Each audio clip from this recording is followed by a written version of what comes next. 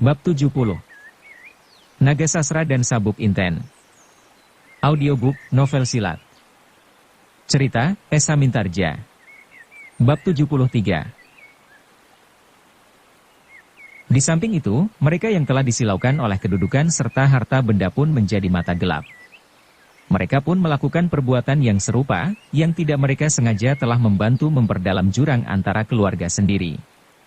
Dari mulut mereka selalu timbul berbagai celaan dan hinaan terhadap Laskar Banyu Biru. Seolah-olah mereka tidak lebih dari gerombolan penjahat yang sama sekali tidak berbeda dengan penjahat-penjahat yang lain. Tugas itu bukanlah tugas yang ringan. Karena itu dipilihlah di antara Laskar Banyu Biru itu beberapa orang yang dianggap akan dapat menunaikan tugas dengan baik. Pilihan itu jatuh kepada kakak beradik Sendang Papat dan Sendang Parapat dibantu oleh beberapa orang. Meskipun demikian Mahesa Jenar masih agak kurang tenang dengan anak-anak muda itu.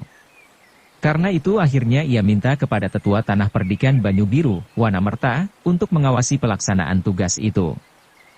Dengan senang hati mereka menerima kehormatan itu. Dengan penuh tekad mereka berjanji akan melaksanakan sebaik-baiknya, apapun yang akan terjadi dengan mereka. Sendang Papat dan Sendang Parapat, pesan Mahesa Jenar, kalian datang ke Banyu Biru bukan untuk menambah keributan, bukan untuk menakut-nakuti dan bukan untuk mengancam. Kalian datang ke Banyu Biru untuk menjelaskan persoalan-persoalan yang sewajarnya. Karena itu jangan menuruti darah muda kalian. Kita memilih kalian, karena kalian dalam wawasan kami dapat mempergunakan otak kalian dengan baik. Nah, seterusnya Paman Wanamerta ada di antara kalian. Jagalah keselamatannya. Turutilah nasihatnya. Kemudian datanglah kembali kepada kami dengan kawan yang lebih banyak, bukan lawan. Maka setelah beristirahat beberapa saat, rombongan kecil itu pun berangkat mendahului. Mereka mengharap bahwa menjelang malam, mereka sudah akan memasuki kota. Sepeninggal rombongan itu, Mahesa Jenar menyusun rombongan yang kedua, untuk memenuhi anjuran Ki Ageng Sora Dipayana, membawa Arya Salaka menghadap. Tugas ini tak dapat dibebankan kepada orang lain, kecuali dirinya sendiri bersama Kebokanigara. Bantaran, Penjawi dan bahkan hampir segenap pimpinan Laskar Banyu Biru itu tidak mengerti, kenapa Mahesa Jenar masih saja melakukan hal-hal yang menurut pertimbangan mereka tidak akan berguna. Mereka menjadi tidak bersabar, bahwa mereka masih harus menunggu dan menunggu. Perjalanan dari Candi Gedong Sang ke Banyu Biru itu terasa betapa panjangnya.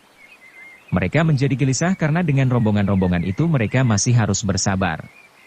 Mereka harus menanti rombongan pertama itu kembali, seterusnya mereka pun harus menunggu Mahesa Jenar membawa Arya Salaka kepada kakeknya. Bukankah hal itu tidak akan banyak berarti? Mahesa Jenar melihat kegelisahan itu. Karena itu ia berkata dengan sareh, para pemimpin Laskar Banyu Biru, aku masih mengharap kalian bersabar. Sekali lagi aku ingatkan, bahwa yang penting bagi kita bukanlah menghantam Banyu Biru dengan kekerasan, tetapi yang penting adalah penempatan kembali segala sesuatunya pada tempat yang seharusnya. Kita ingin melihat Ki Ageng Lembu Sorasudi meninggalkan Banyu Biru. Nah, dengan mempergunakan pengaruh yang masih ada, dari hubungan darah yang rapat antara Ki Ageng Lembu Sora, Ki Ageng Sora Dipayana dan Arya Salaka, mudah-mudahan usaha kita tercapai tanpa setetes darah pun yang mengalir dari tubuh kita. Kita mengharap bahwa apabila Arya Salaka telah benar-benar berada di hadapan Lembu Sora, akan berubahlah pendirian pamannya itu. Sebab bagaimanapun juga anak ini adalah kemanakannya. Tiba-tiba dari antara para pimpinan Laskar Banyu Biru itu terdengar sebuah pertanyaan yang menggambarkan betapa kesal hati mereka. Tuan, kalau begitu apakah artinya kita berarak-arak kemari, kalau kita tidak menggilas Lembu Sora sampai ke anak cucunya? Sebab selama orang itu masih hidup beserta segenap pengikutnya, maka keadaan Banyu Biru masih akan selalu ribut dibuatnya. Mahesa Jenar menarik nafas panjang. Ia dapat mengerti sepenuhnya perasaan itu. Sejak semula mereka sudah bersiap untuk bertempur, seperti mereka siap pula bertempur melawan golongan hitam. Karena itu Mahesa Jenar menjawab dengan sareh, kedatangan kalian kemari adalah bukti dari kesetiaan kalian terhadap Banyu Biru. Sebagai suatu kenyataan yang harus diperhitungkan oleh Ki Ageng Lembu Sora dalam keputusannya. Nah, para pimpinan Laskar Banyu Biru, aku berjanji untuk yang terakhir kalinya mengecewakan kalian.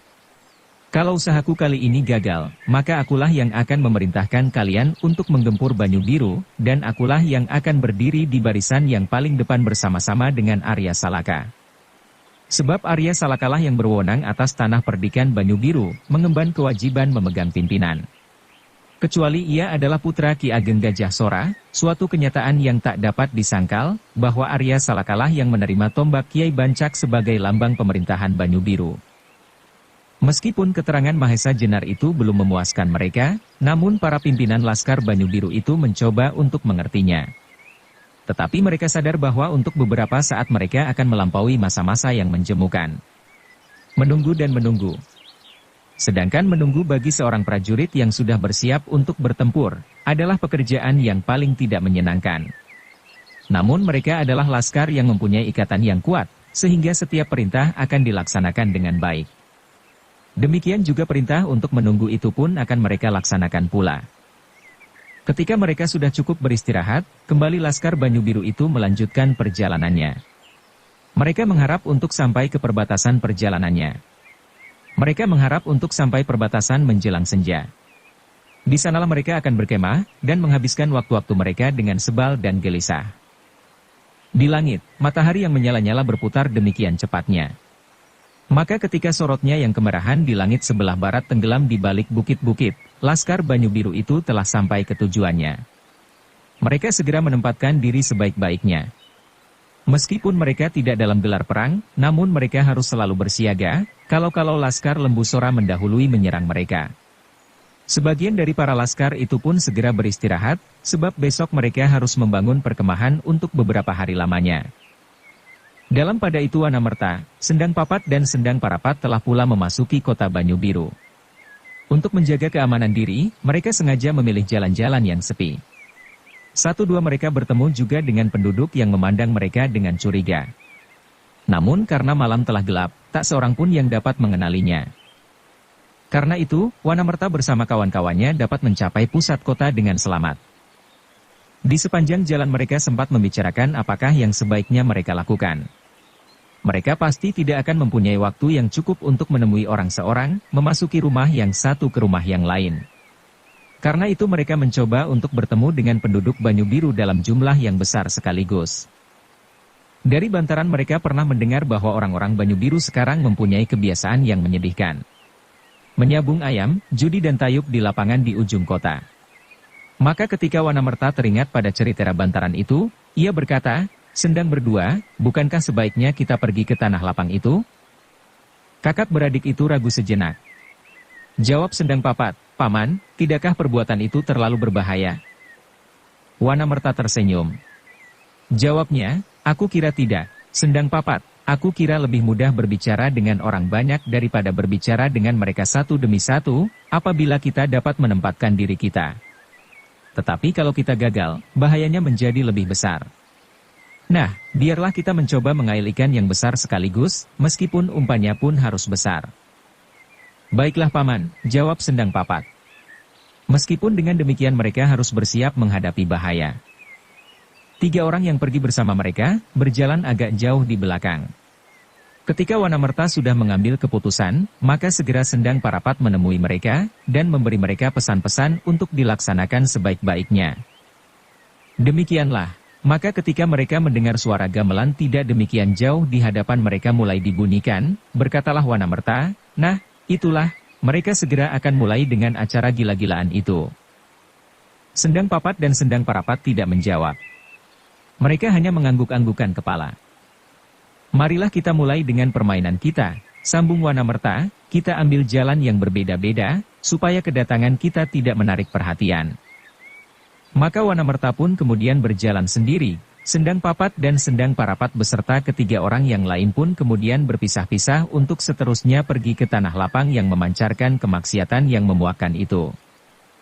Ketika mereka sampai ke tempat itu lewat jalan-jalan berbeda dan berdiri di tempat yang berserak-serak dan gelap, segera mereka melihat kebenaran cerita bantaran itu. Mereka melihat beberapa orang keledek menari-nari di tengah arena dengan gerak-gerak yang menggairahkan. Sendang Papat dan Sendang Parapat adalah penari yang baik pula. Tetapi mereka belum pernah mempelajari bentuk-bentuk tarian seperti yang ditarikan oleh keledek-keledek itu. Apalagi ketika mereka kemudian mengenal siapakah yang kemudian bersedia merendahkan diri mereka sendiri untuk melakukan perbuatan itu, tanpa sengaja. Sendang Papat, Sendang Parapat dan Wanamerta, tanpa berjanji, di tempat masing-masing menggeleng-gelengkan kepala mereka. Gadis-gadis itu ternyata beberapa tahun yang lalu adalah gadis-gadis yang baik, bahkan mereka adalah penari-penari yang baik pula. Tetapi tiba-tiba mereka sekarang menari dengan gaya yang tak pernah mereka kenal sebelumnya. Bahkan menurut penilaian mereka, gadis-gadis itu sama sekali tidak menari, tetapi mereka benar-benar mencoba untuk memancing-mancing nafsu jasmaniah yang rendah, dalam irama gelap yang gila-gilaan pula. Di antara nada-nada yang berirama panas itu terdengar suara pesinden yang tidak kalah gilanya dari tari-tarian itu sendiri. Pesinden yang telah kehilangan patokan-patokan seni suara. Maka di lapangan itu terdapatlah suatu perpaduan antara tari-tarian, lagu dan irama yang benar-benar dapat membakar hangus dada yang berisi hati yang lemah. Namun sayang, terlalu sayang, bahwa justru tari-tarian, lagu dan irama yang demikian itulah yang kini mendapat penggemar-penggemar yang cukup banyak.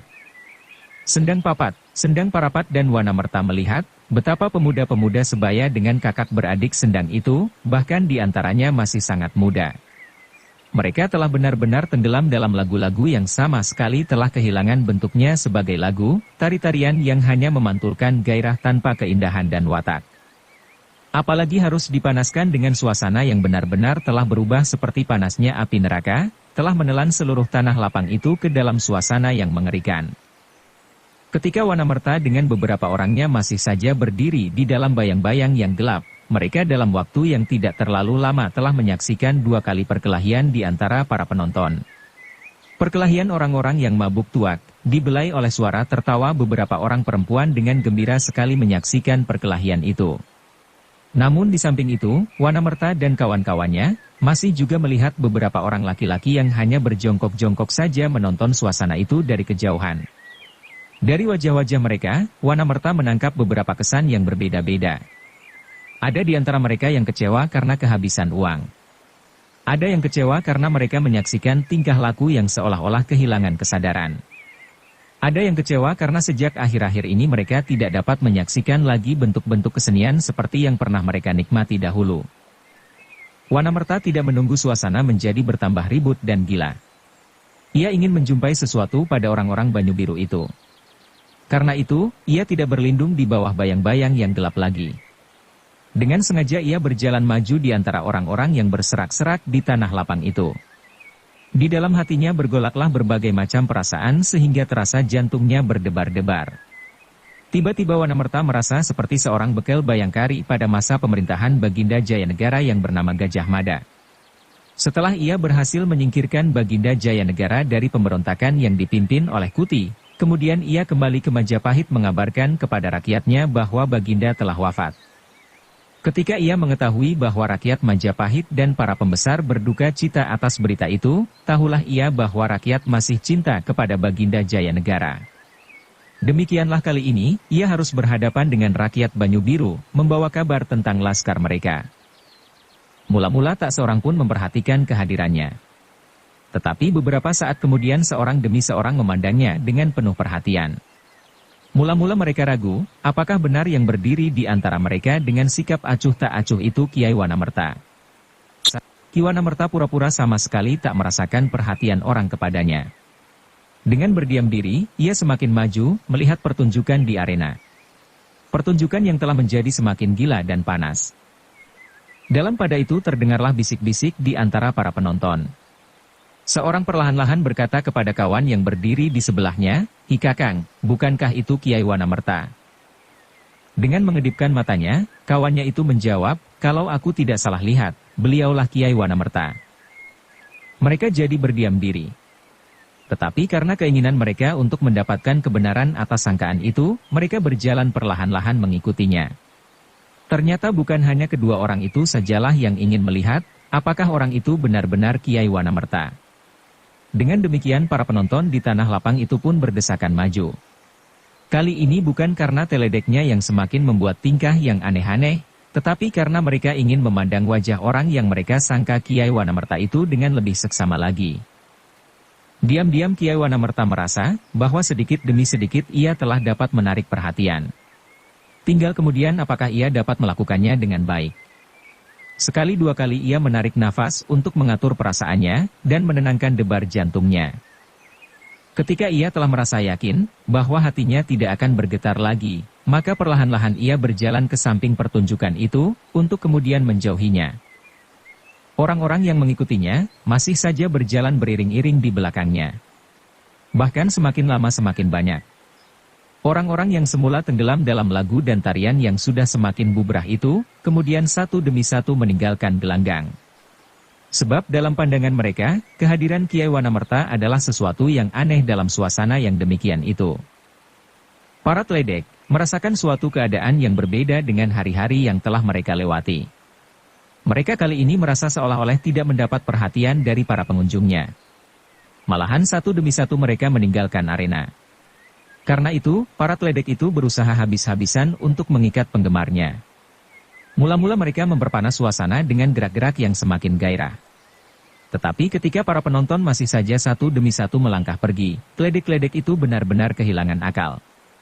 Mereka bernyanyi dan menari semakin liar, dan bahkan kemudian mereka lupa diri, bahwa mereka adalah manusia yang memiliki ikatan-ikatan susila, meskipun telah sejak lama dilanggarnya, namun tidaklah sehebat kali ini, di mana mereka menjerit-jerit dengan lagunya yang merangsang. Tertawa-tawa tak menentu, meskipun hatinya menangis, sebab apabila para penggemarnya sudah meninggalkannya, berarti tak ada makan di esok hari. Kiai Wanamerta pun kemudian berhenti di tengah-tengah lapangan itu. Perlahan-lahan ia memutar tubuhnya menghadap kepada orang-orang yang mengikutinya. Ketika mata orang tua yang sejuk itu memandang mereka yang berderet-deret di hadapannya, maka tiba-tiba terasalah suatu tusukan yang tajam ke dalam setiap dada orang-orang Banyu Biru itu. Meskipun Wanamerta belum mengucapkan sepatah kata pun, namun cahaya matanya telah berkata banyak sekali. Bahkan setiap hati di dalam dada penduduk Banyu Biru itu pun ikut serta berkata-kata. Ikut serta mengajukan pertanyaan-pertanyaan yang tak terjawab, kenapa hal-hal semacam ini bisa terjadi. Teringatlah mereka peristiwa beberapa bulan berselang. Ketika di tanah lapang ini pula, mereka menyaksikan perkelahian yang sengit antara Suraban dan Bantaran. Pada saat itu, mereka seolah-olah telah berjanji untuk tidak akan mengulangi kelakuan-kelakuan mereka yang gila ini. Namun karena pengaruh keadaan, sedikit demi sedikit, tanah lapang yang penuh dengan kemaksiatan ini menariknya kembali. Dan sekarang yang berdiri di hadapannya bukan sekedar Bantaran, tetapi orang yang pernah menjadi kepercayaan Ki Ageng Sora di Payana sejak Pangrantunan lama. Tetua Tanah Perdikan Banyu Biru, Kiai Wanamerta. Karena itulah maka beberapa orang di antara mereka menundukkan wajahnya, bahkan ada yang berusaha bersembunyi di punggung kawan-kawannya, supaya mukanya tidak terlihat oleh Kiai Wanamerta yang mereka hormati itu.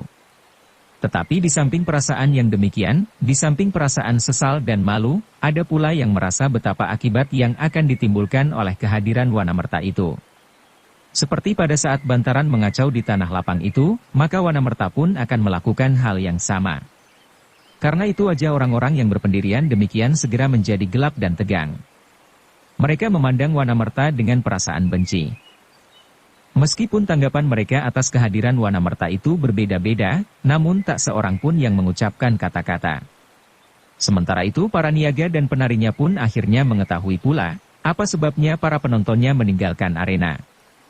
Bahkan beberapa orang di antaranya segera meninggalkan pekerjaan mereka, dan ikut pula berderet-deret melihat tetua tanah perdikan mereka, yang dengan tiba-tiba ada di antara mereka.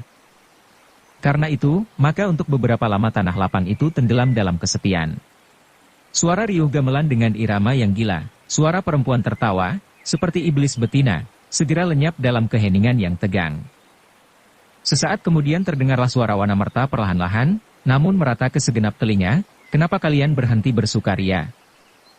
Bergetarlah setiap jantung mereka yang mendengarnya. Namun tak seorang pun dapat menjawab. Kalian benar-benar telah menjadikan tanah kalian makmur. Ternyata dengan perbuatan kalian, siang malam bersukaria, bergembira atas kemakmuran kalian, seperti apa yang sering kalian lakukan dahulu hanya setahun sekali, sesudah kalian menuai padi musim basah.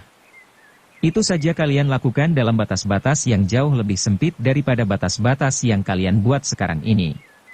Dalam batas-batas yang dibenarkan oleh kepribadian kita, dan lebih dari itu dalam batas-batas yang diperkenankan oleh agama kita. Tanah lapang itu menjadi bertambah hening. Dengan demikian gemersik daun yang disibakan oleh angin, terdengarlah betapa kerasnya. Ketika tak ada akibat apapun dari kata-katanya, Wanamerta meneruskan, aku datang untuk melihat kalian bersukaria. Nah, teruskanlah. Tak seorang pun beranjak dari tempatnya. Tetapi bagi mereka yang sejak semula merasa terganggu oleh kehadiran Wanamerta, menjadi semakin tersinggung oleh kata-kata ejekan itu. Ketika untuk beberapa lama masih saja orang-orang Banyu Biru itu berdiri seperti patung, Wanamerta meneruskan, kenapa kalian memandang aku seperti memandang hantu? Adakah kalian tidak mengenal aku lagi? Masih belum terdengar suara dari antara mereka. Hei berdapa, udah, Saripan, berbicaralah, sambung Wanamerta. Yang disebut namanya menjadi semakin bingung. Mereka tidak tahu apa yang mesti dilakukan. Tiba-tiba dalam ketegangan terdengarlah sebuah suara yang berat dan parau, Kiai, apakah yang sebenarnya akan Kiai lakukan di sini? Pandang Wanamerta segera beredar ke arah suara itu. Suara yang keluar dari mulut seorang yang bertubuh jangkung, berkumis pendek seperti lalat yang hinggap di bawah hidungnya, dengan bibir yang tebal dan hidung yang melengkung seperti paruh burung. Hah, kau itu agaknya Sontani? Tanya Wanamerta. Iya, akulah, sahut orang jangkung itu. Matanya memancarkan perasaan yang kurang senang atas kehadiran Wanamerta. Sebagai seorang yang pernah mendapat hadiah pangkat dari Lembu Sora, ia merasa berkewajiban untuk mengamankan daerahnya. Ah, hampir aku tak mengenalmu lagi, sambung Wanamerta, kau sekarang nampak begitu gagah. Sontani adalah seorang yang sombong, yang merasa dirinya mempunyai banyak kelebihan daripada orang-orang lain. Karena itulah maka sudah sewajarnya kalau ia diangkat menjadi bahu dan mengepalai pedukuhan Lemah Abang. Juga terhadap Wanamerta, ia ingin menunjukkan jabatannya sebagai suatu kewajaran. Kiai, aku berbicara sebagai kepala pedukuhan Lemah Abang. Karena itu jangan Kiai merajuk seperti anak-anak. Wanamerta terkejut. Lemah Abang, daerah pinggiran kota Banyu Biru, semula berada di bawah pimpinan seorang tua yang saleh, Kiai Bakung. Tetapi ia sama sekali tidak mengesankan keheranannya, bahkan dengan tersenyum Kiai Wanamerta menjawab, aku mengucapkan selamat kepadamu Sontani. Tetapi lalu bagaimana dengan Kiai Bakung? Jawab Sontani sambil mencibirkan bibirnya, orang tua yang tak tahu diri. Seharusnya ia lebih baik mengeram saja di rumahnya. Tak ada yang dapat dilakukan. Wanamerta mengangguk-anggukan kepalanya. Tetapi ia tidak menjawab. Maka terdengarlah kembali suara Sontani, nah Kiai, aku ulangi pertanyaanku. Apakah yang akan kau lakukan di sini? Sekali lagi Wanamerta tertawa, jawabnya, sudah aku katakan, aku ingin melihat kalian bersukaria. Bohong, bentak Sontani. Selangkah ia maju. Katanya kemudian, telah sekian lamanya kau menghilang. Sekarang tiba-tiba muncul seperti hantu bangkit dari kuburnya. Wanamerta mengerutkan keningnya. Ia kurang senang mendengar kata-kata itu. Tetapi ia ingin bahwa suasana tidak rusak karenanya. Maka ia pun menjawab, Sontani, pertama, memang kedatanganku ini tertarik oleh suara gamelan yang demikian hangatnya. Kedua, aku memang sudah rindu kepada kampung halaman. Aku telah memutuskan untuk pulang dan hidup di antara kalian seperti sedia kala. Kiai, kau sudah tidak punya hak untuk kembali ke Banyu Biru, bantah Sontani. Kenapa? Sahut Wanamerta. Kau telah meninggalkan kampung halamanmu terlalu lama. Kau telah meninggalkan nama yang kotor.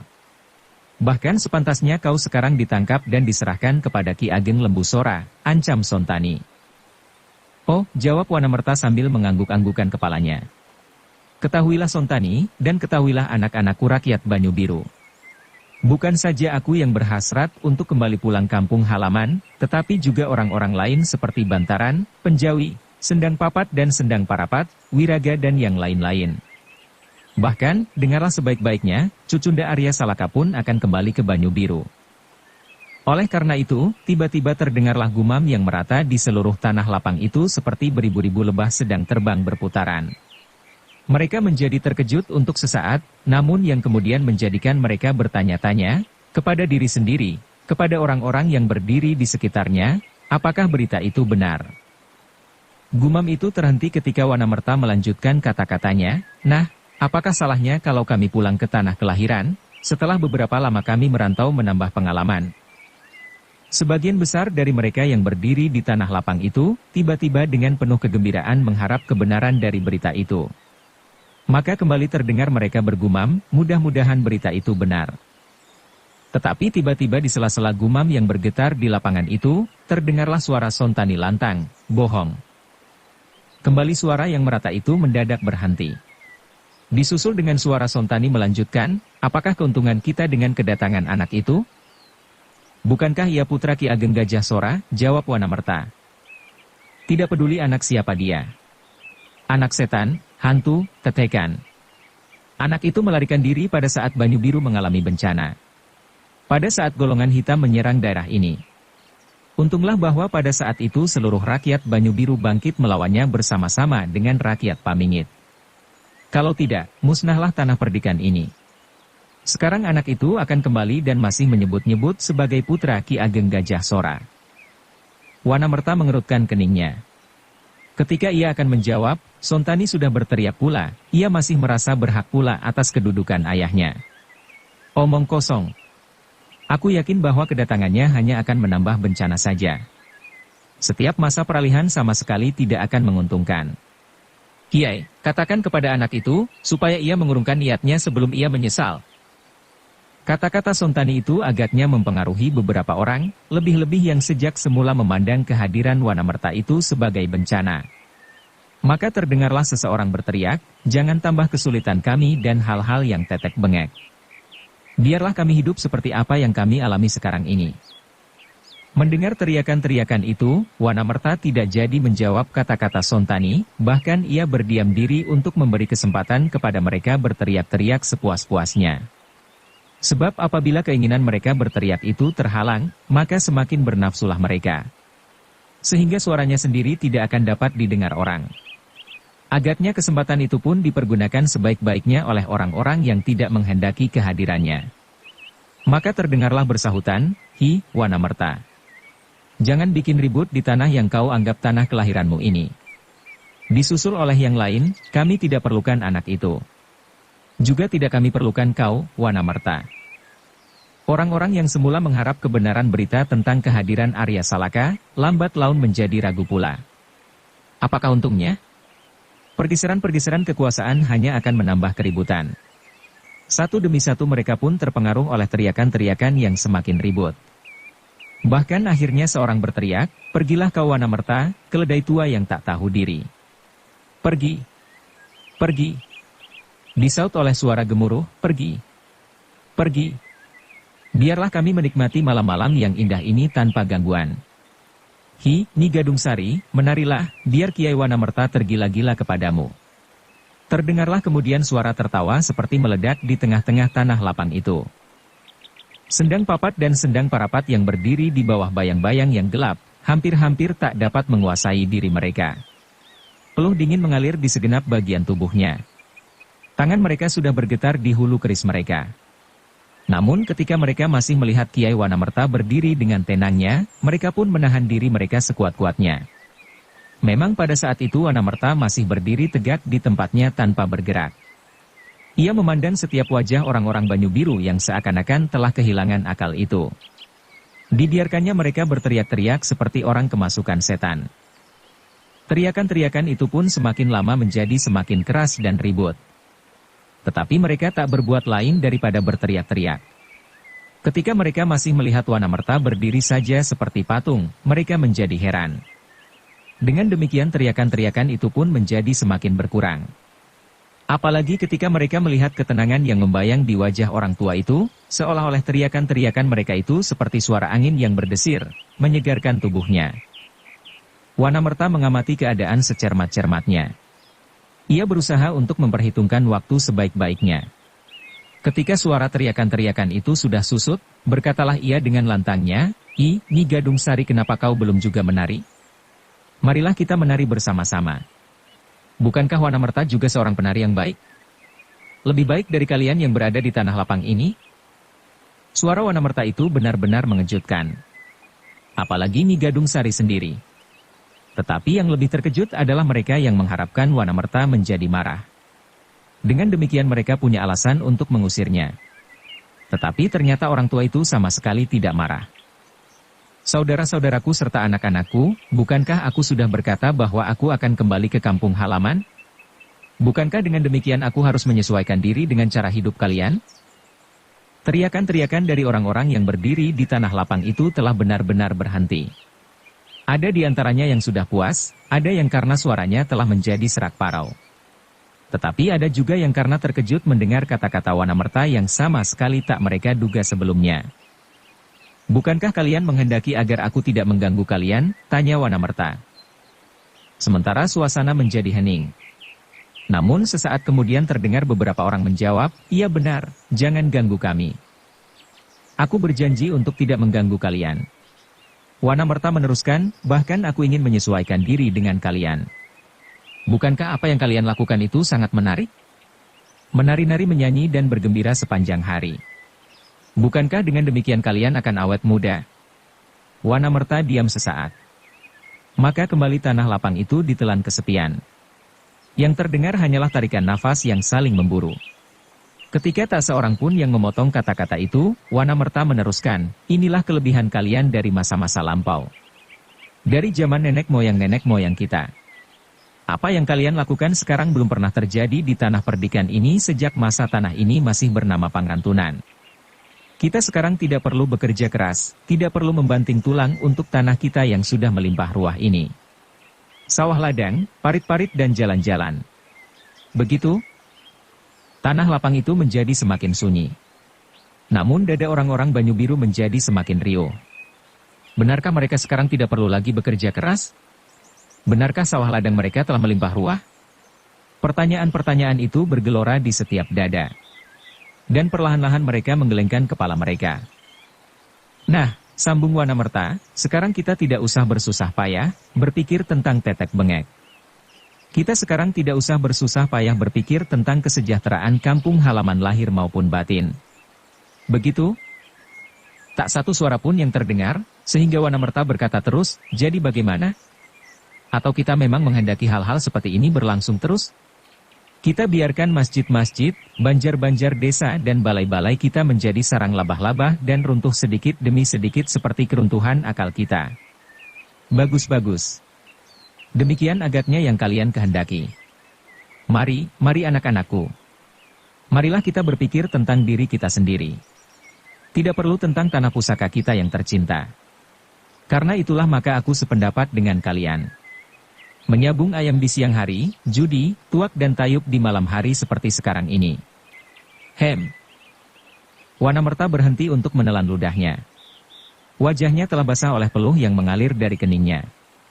Kata-katanya seakan-akan menghunjam ke dalam dada orang-orang Banyu Biru yang berdiri tegak berhimpit-himpitan di sekitarnya.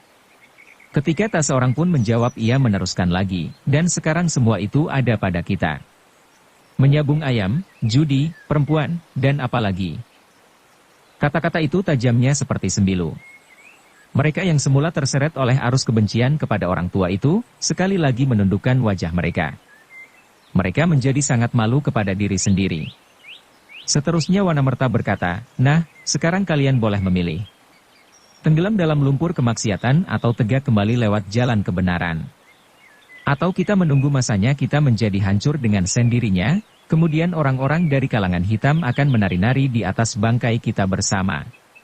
Sadar atau tidak sadar apa yang kalian lakukan adalah sangat menguntungkan dan mempercepat keruntuhan kita. Lahir dan batin. Sekarang kita dapat tertawa, menari dan menyanyi. Tetapi besok kita akan mati dengan bau tuak menghambur dari mulut kita. Dan kita telah kehilangan jalan untuk menghadap kembali kepada Tuhan kita. Wanamerta berhenti untuk menelan ludahnya. Wajahnya telah basah oleh peluh yang mengalir dari keningnya. Kata-katanya seakan-akan menghunjam ke dalam dada orang-orang Banyu Biru yang berdiri tegak berhimpit-himpitan di sekitarnya. Ketika tak seorang pun menjawab, tanah lapang itu benar-benar seperti padang luas yang kosong. Sepi hening. Yang terdengar kemudian adalah Wanamerta kembali, sekarang kalian tinggal memilih. Aku berada di pihak kalian. Dan apakah kalian pernah melihat wayang? Apakah kalian pernah mendengar cerita Baratayuda? Pada saat Pendawa menuntut haknya kembali dari para Kurawa. Juga tidak seorang pun yang memotong kata-kata Wanamerta, sehingga ia dapat meneruskan, dalam cerita pewayangan, wayang beber atau wayang kulit. Diceritakan bahwa akhir dari Baratayuda itu, yang sayang tidak memuaskan kita semua. Kenapa akhir dari Baratayuda itu menunjukkan kemenangan pihak Pendawa? Tidak Kurawa? Wanamerta melihat kegelisahan rakyat Banyu Biru yang berdiri mengelilinginya. Pada wajah-wajah mereka tampak ketegangan yang mencekam. Tetapi masih belum seorang yang berkata sepatah kata pun. Yang terdengar kemudian adalah suara Wanamerta kembali, "Nah, baiklah lain kali kita mengadakan pertunjukan wayang 7 hari 7 malam. Sejak Kresna Duta sampai Karna Tanding, lalu seterusnya kita ubah, Arjuna lah yang mati oleh Adipati Karna dari Awangga. Dan seterusnya berturut-turut habislah Pandawa setelah para putra gugur lebih dahulu. Juga Parikesit kita bunuh." Meskipun Wanamerta bercakap terus, namun perhatiannya tidak terlepas dari setiap wajah yang dengan tenang dan gelisah mendengar kata-katanya. Ceritera wayang, apalagi Baratayuda dianggap keramat oleh penduduk Banyu Biru. Tiba-tiba secara tepat Wanamerta mengungkapkan sindirannya dengan mempergunakan ceritera itu. Sehingga tiba-tiba terdengarlah seseorang berkata, "Meskipun perlahan-lahan, tidak bisa Kiai, Baratayuda tidak bisa diubah demikian." Wanamerta pura-pura terkejut mendengar perkataan itu. Dengan mengerutkan keningnya ia menjawab, "Kenapa tidak bisa? Bukankah Prabu Astina, Prabu Kurapati dapat memberi kepada rakyatnya keleluasaan seperti yang kita kehendaki? Sabung ayam, judi, tayub, tuak dan sebagainya, sedang orang-orang Pendawa sepanjang hidupnya hanya prihatin saja?" "Tidak, Kiai," terdengar suara yang lain, "kita tidak menghendaki demikian. Kita tidak menghendaki seperti orang-orang Astina di Banyu Biru." Kembali Wanamerta pura-pura terkejut. "Apakah yang kau katakan?" "Kami tidak menghendaki hal itu terjadi di Banyu Biru," ulang suara itu.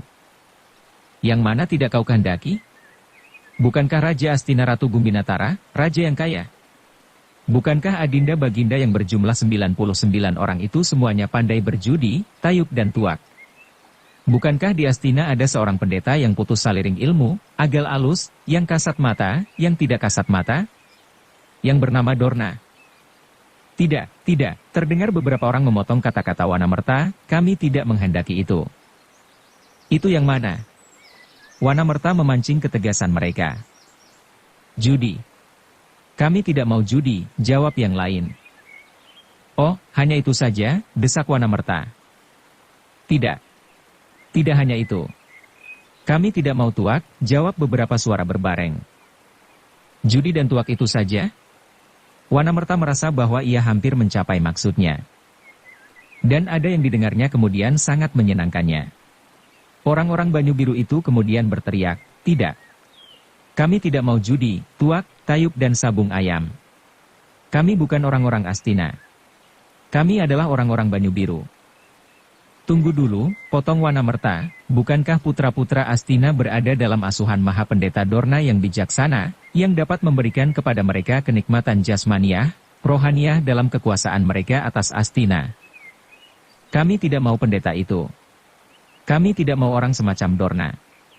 Terdengar mereka berteriak-teriak, "Pendeta Degleng, pendeta bermulut ular." "Jadi bagaimana seterusnya? Bagaimana dengan akhir dari Baratayuda itu?" tanya Wanamerta. "Prabu Kurupati terbunuh. Semua adik-adik terbunuh. Pendeta Dorna mati di tangan Drestajumena yang berhasil memancung lehernya," sahut mereka bersama. "Tetapi dengan demikian masyarakat yang kita cita-citakan. Jadi, kemenangan Pendawa berarti kemenangan keprihatinan dari kemenangan lahiriah, tetapi juga berarti kemenangan dari jiwa rohaniah yang tawakal, percaya kepada keadilan yang Maha Pencipta. Dengan demikian kita tidak akan dapat membayangkan masyarakat seperti masyarakat kita malam ini. Tetapi masyarakat yang bekerja keras menuju tata kehidupan yang tenteram damai tata tentrem Kartara Harja, gemah ripah loh jinawi." Semua terdiam. Hening. Sepi. Seandainya sepotong lidi jatuh di tengah lapang itu, suaranya pasti akan sangat mengejutkan.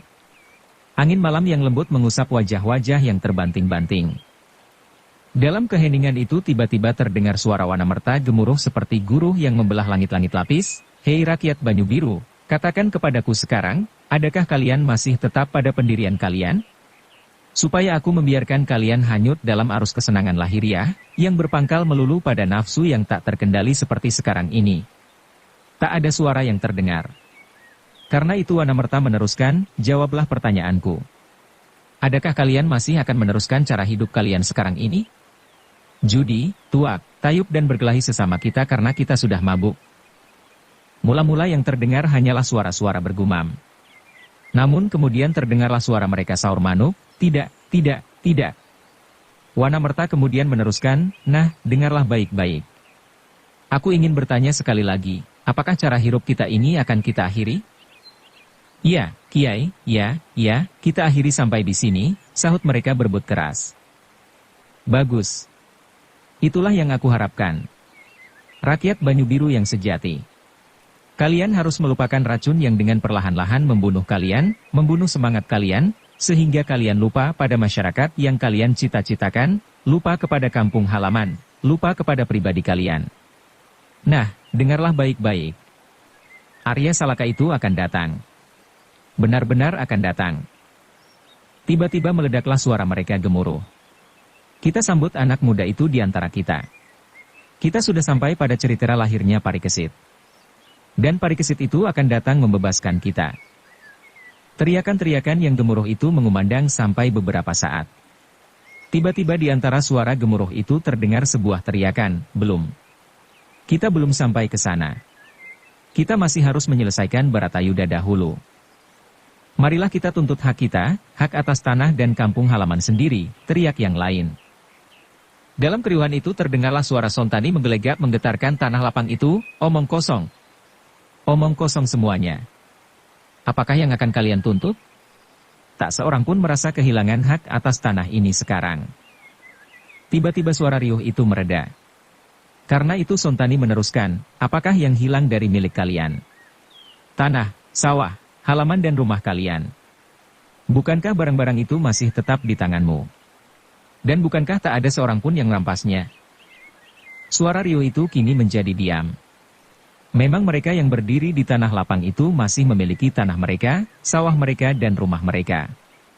Tetapi kemudian terdengarlah suara Wanamerta, tenang, kau benar Sontani, tetapi aku dan kalian harus membayar upeti lebih dari 2 kali lipat dari upeti yang harus kalian bayar dulu. Benar, benar. Kembali mereka berteriak-teriak. Bersambung ke bab 74. Dukung kami dengan subscribe, follow, like, komen dan share. Terima kasih.